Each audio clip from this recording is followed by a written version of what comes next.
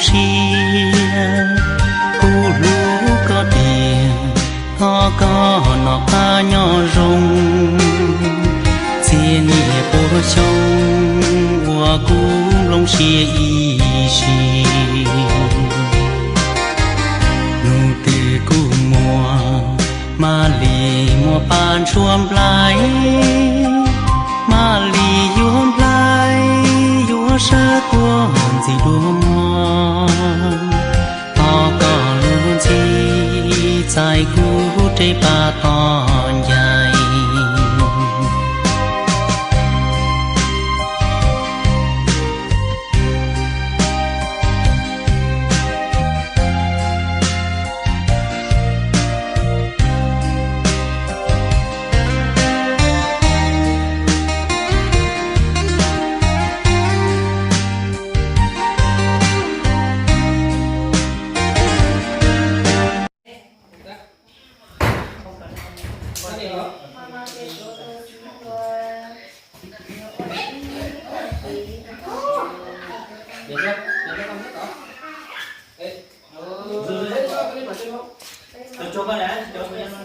mẹ muốn nó sẵn tới là thực chế theo giống đó đó nước con này cho đảo đảo này cho đảo này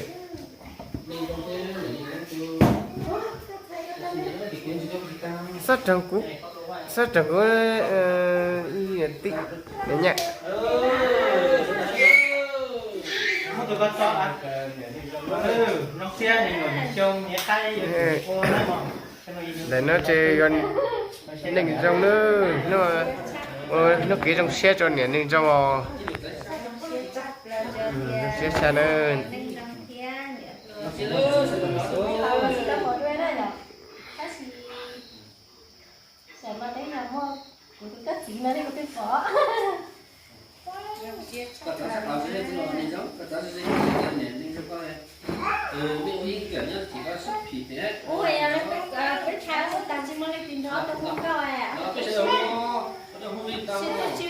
Anh Sơn cũng bảo các tôi happy birthday.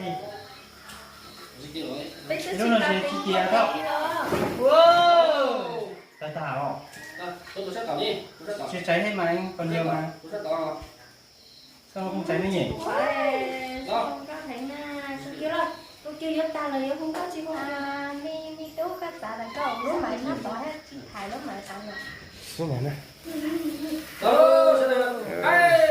Happy birthday to you. Happy birthday, happy birthday, happy birthday, happy birthday to you. Nè pa đâu? Không biết chắc đi luôn nè đâu.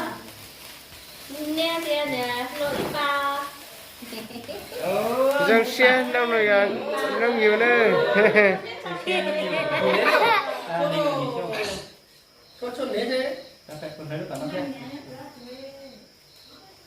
nếu còn mình tư thả lời Con này chua là tại vì cho tao mấy túi thì tao đấy chua tao tao tao bên nó có cây ăn thì tao luôn này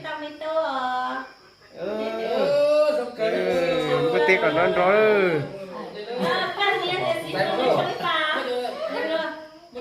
của con này ao tay cho nó tụi nó vậy từng có cái đây lúc nhà này đâu nè lo này cho ít bà nó là trong xe nó nhiều chắc tiêu siêu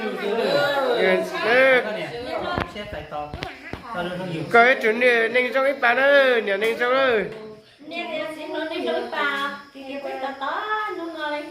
ta thì mới chơi chia lấy sao người ta lấy thôi